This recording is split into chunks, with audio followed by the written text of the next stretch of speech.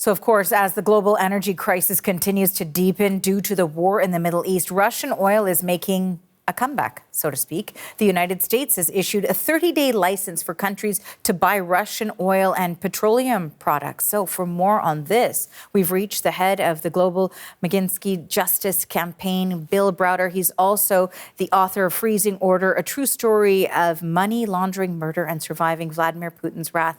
Bill, thank you so much for joining us. Great to be here. Let's first talk about this decision from the United States to put that waiver when it comes to those sanctions. What do you make of that decision? I think it's an absolutely shameful, terrible decision.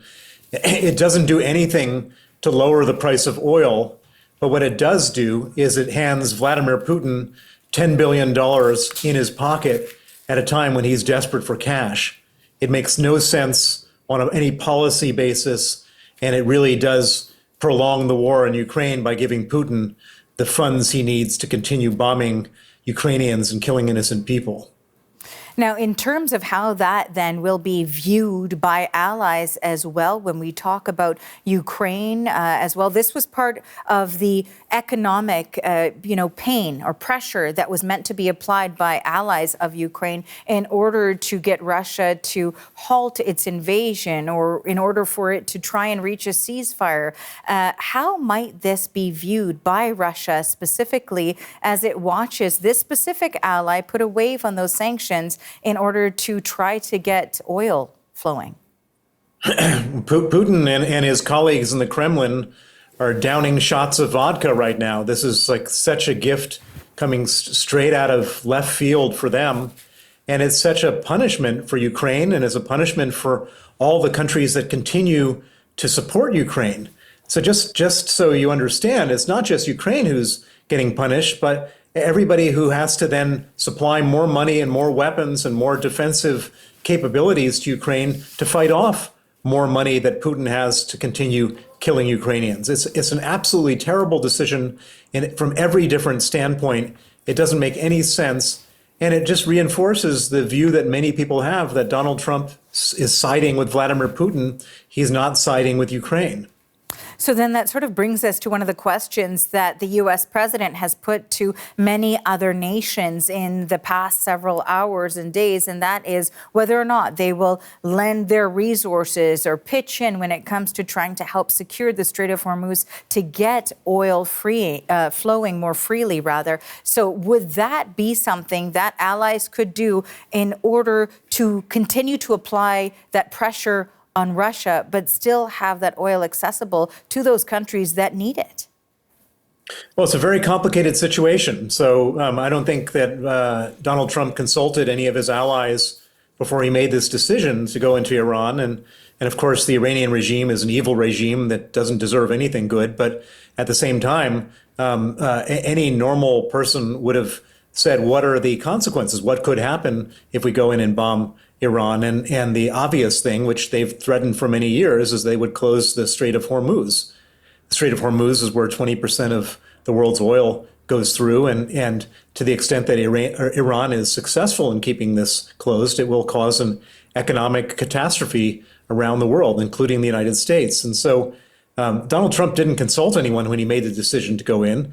And now all of a sudden he's asking people, demanding of countries to go in and try to control the Strait of Hormuz. And this raises very complicated issues for most countries, which is, do they want to end up potentially at war with Iran along with the United States? And many countries don't want to take that decision, don't want to end up putting their troops in harm's way, don't want to end up potentially being in an expanded war. And so it's a decision that most countries, as of today, have decided to either say no or to say nothing, and that's probably a wise decision because nobody wants to be in a war that they didn't start, in a war that they don't necessarily want to spend the next years of and lives of young men fighting.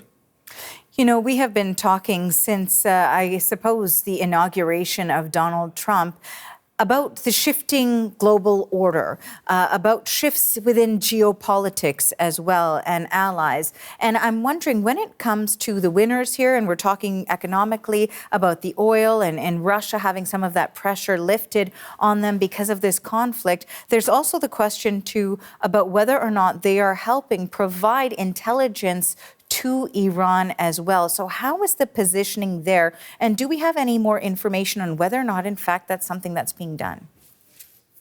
Well, I think that it's pretty well acknowledged that Russia is providing intelligence to Iran for targeting American troops in and around the Middle East, American bases, troops, et cetera. That's been acknowledged by the U.S. intelligence and various other intelligence agencies around the world. So you've got this pretty crazy situation where Vladimir Putin, who is an ally of Iran, which is a rogue regime, providing support to Iran to potentially kill American soldiers. And then you've got the president of the United States, instead of punishing Putin, giving him a $10 billion gift. And that doesn't make any sense at all on the surface. It's completely, at least on the surface, irrational.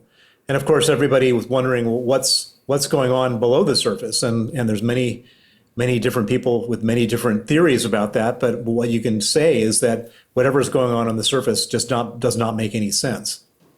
You know, finally, I wanted to ask you, in terms of the long term here, we know that this waiver, we're talking about what is seen to be a temporary or a short-term solution right now. We know that we've heard from Canada's Prime Minister, for example, when asked about whether or not sanctions in any sort of terms would be waived or lifted when it comes to Russia. The Prime Minister said, no, that's not on the table right now. But as this continues to go on and the pain continues to be felt, do you think that this may turn into a long-term strategy, which would mean alleviating the pressure on Russia?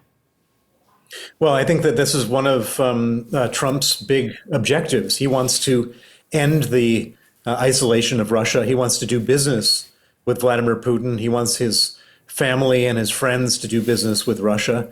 And he views the whole Ukrainian thing as a distraction, an impediment to doing business. And so I think that you could expect more of that in this direction. Perhaps this 1 month turns into 6 months and so on and so forth. It's completely within Donald Trump's own discretion to decide how to do this. I think if you were to ask members of the U.S. Congress, they would all say that it shouldn't be done. These sanctions shouldn't be lifted, but it's not their decision. It's Donald Trump's decision, and he's taken a decision which goes against pretty much everybody who believes in peace, justice, and fairness, and a free Ukraine. Mr. Browder, I want to thank you so much for your thoughts on this today. We always appreciate your time. Thank you. Bill Browder is the head of the Global Magnitsky Justice Campaign. Thank you.